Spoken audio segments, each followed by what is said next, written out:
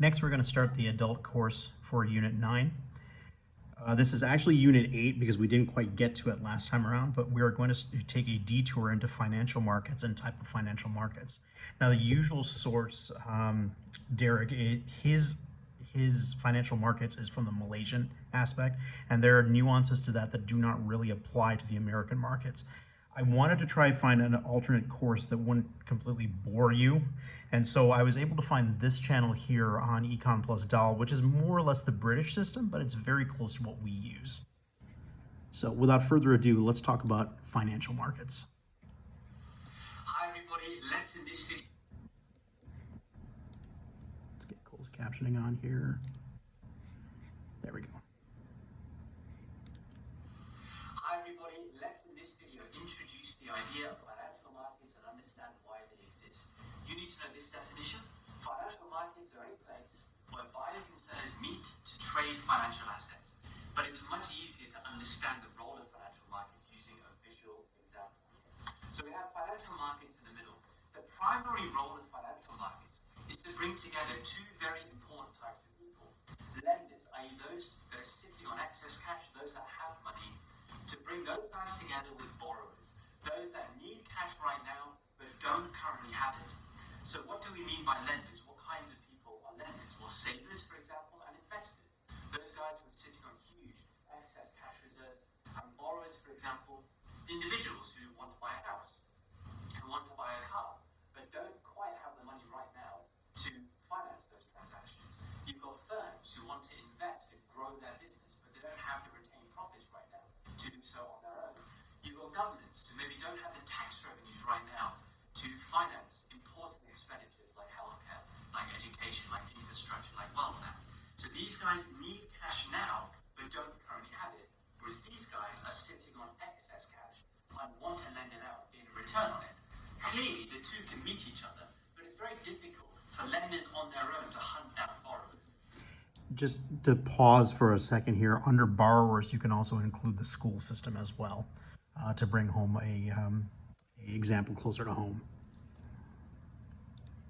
For lenders on their own to hunt down borrowers, it's very difficult for borrowers on their own to hunt down lenders, and that's where financial markets come in, whereby lenders and borrowers can get together, lenders can lend, borrowers can borrow through financial markets.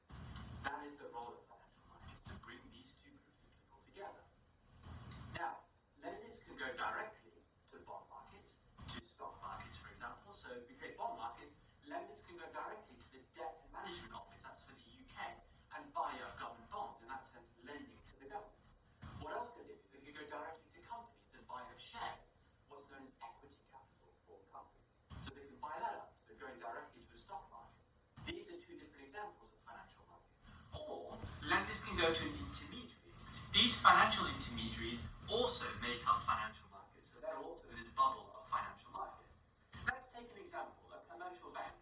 Their primary objective is to take funds from lenders, so it's a great place where lenders can keep their money in a deposit, for example, in the bank. A return is then paid on this money from these savings. That return is the interest you get from a savings account or a money market account.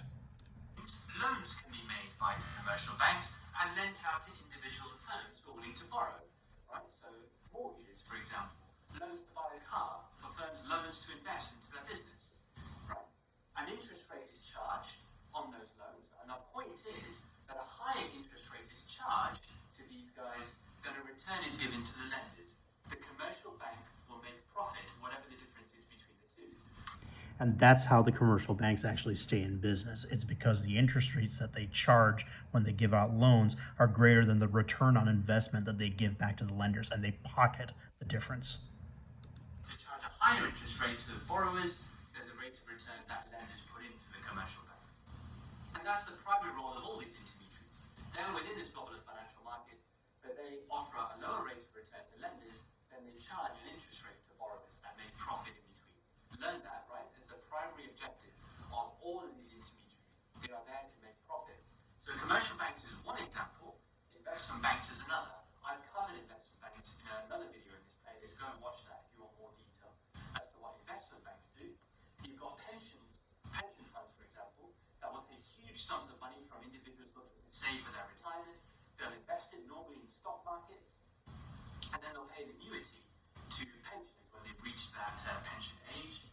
So you'll remember from the previous series that we had that annuities are essentially a fixed amount of money that is paid at every pay period, and pay periods are usually annual. Now, this is a deferred annuity because the annuity doesn't kick in until you get to a certain age. You've got hedge funds and mutual funds. These are institutions that take huge sums of money from lenders, from investors. In particular, they will buy huge amounts of debt from it, so debt issued by borrowers. They'll collect interest rates as the payments on all that debt that they're buying up, and will give a rate of return to their investors. Again, the whole point is that the interest rate that they collect will be higher than the rate of return they pay back to the lenders, to the investors. What's the key difference between the two? Hedge funds will engage in much riskier transactions than mutual funds will. So, for example, hedge funds will buy up debt in leverage deals, very, very heavy leverage deals, basically much riskier deals than mutual funds. If these go bad, then we're talking huge sums of money that these guys can lose. Whereas mutual funds won't engage in such leverage deals, such high-risk deals. Mutual funds are not regulated as much as hedge funds are, with big regulation for hedge funds. So what they both do is a very simple thing, right? They take huge sums of money from investors, buy up lots of debt, get an interest rate back, and then give a return, which is less than the interest rate to lenders. But the simple difference, more risky hedge funds, less risky mutual funds. You don't need to know this in huge detail, but you do need to know the basic difference there. You've also got intermediaries like stock exchanges, like insurance companies, the list goes on. There are lots of different types. But these guys also make up financial markets. So now you understand the primary function of financial markets is so simple: to bring together two types of people, those that have excess money and want to return, with those who don't have money right now but want it and are willing to pay an interest rate. Simple as that. Stay tuned for my next video where we look at the big structure of financial markets, which you also need to know in detail. I'll see you all in that video, guys. Thanks for watching. So before we go to that video, one very important point here. All the borrowers technically make up part of the financial market as well, provided they go through the direct market. So for example, companies that you invest in through the stock market, that's technically the firms that are borrowing the money from you. Similarly, the government can be in a direct market as well by issuing bonds that you can buy. Or they can go through the intermediaries, such as through investment banks and hedge funds and mutual funds. So two different types of financial markets in broad strokes, which is intermediary markets and direct markets.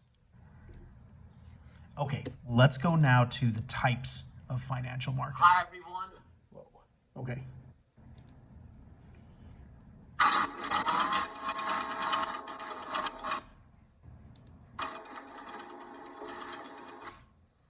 Hi, everybody. Let's in this video break down financial markets and look at three types of financial markets that exist in the economy.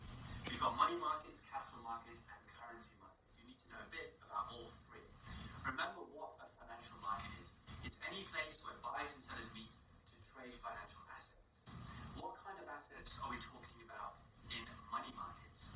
Well, the buying and selling financial assets here are financial assets which have a maturity or a payback date of a year or less. So, for example, government bonds or corporate bonds that have a maturity date of a year or less, so they're paid back in a year or less, will be traded, bought and sold in the money market.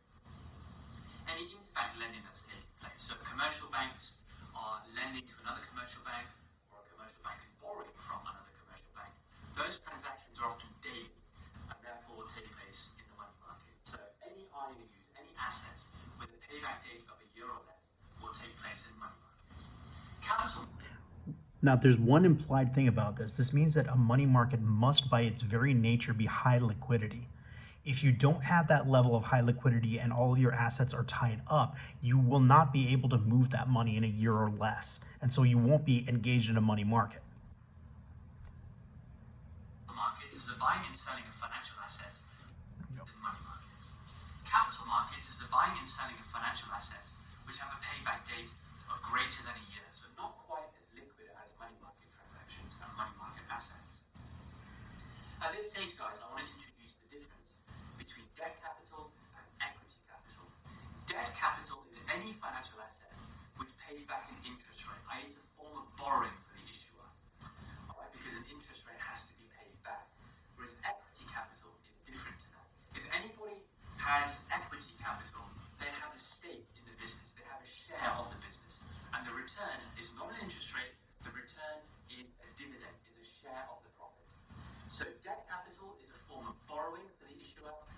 equity capital is not borrowing for the issuer. For the issuer, for debt capital, they pay interest. For equity capital, they pay back a dividend, a share of the profit. All right. So there's a very interesting implication to this too, because what does your bank actually pay you for the money that you put in there? They don't pay you a dividend, they pay you interest. That means that they are actually in debt to you for what money that you are essentially loaning to them when you put money in the bank. capital markets, what kind of debt capital are we talking about here?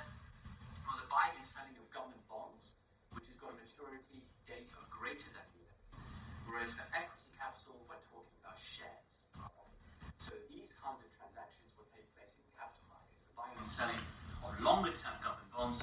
I almost forgot, there's actually one other implication of this as well. Because you are loaning the bank money and they are essentially going into debt to you when you put your money there, you don't really own a stake or a share in the bank itself, which means that if the bank goes under, they're not really of any obligation to pay back the money that they have lost, that you have put in with them.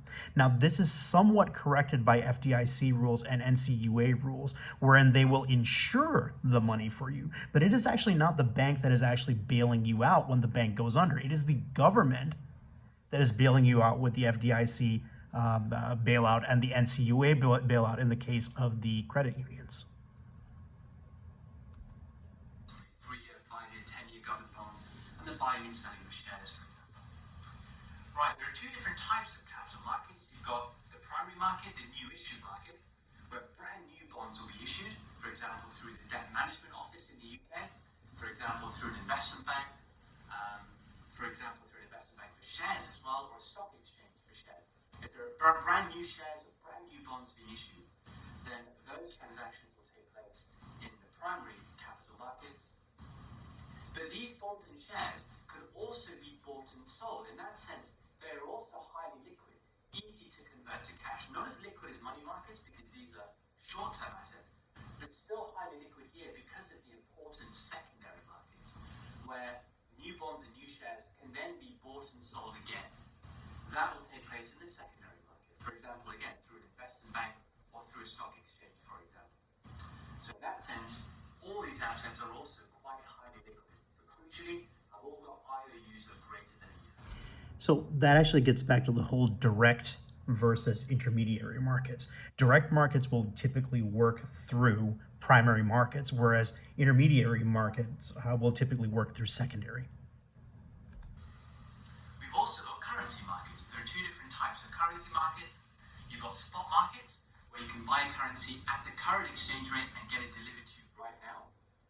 And you've also got futures markets, where you can buy currency at the given exchange rate, but that currency is delivered to you at some time in the future.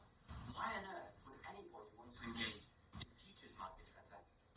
Well, for example, if you're an importer and you're worried about a weak exchange rate in 6 months' time, if you're importing raw materials, when the exchange rate is weaker, that's a higher cost to you.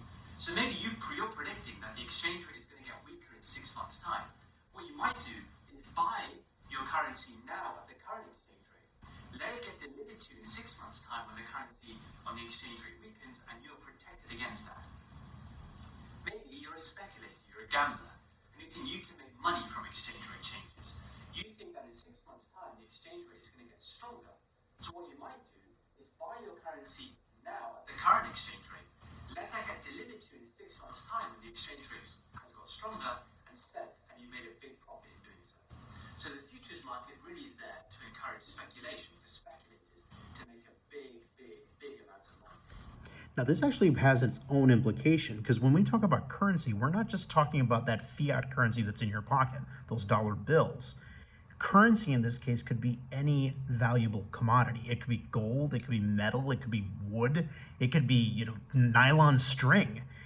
Anything that has value would work as currency in this case. And what you're expecting when you're engaging in a futures market is that you're buying the currency when it's pricing on the, with fiat money is low, meaning you don't have to spend as much of your fiat currency in order to procure it, and then you're selling it later on when it takes quite a bit of fiat currency to pay for it. And that's how these people wheel and deal at the currency markets.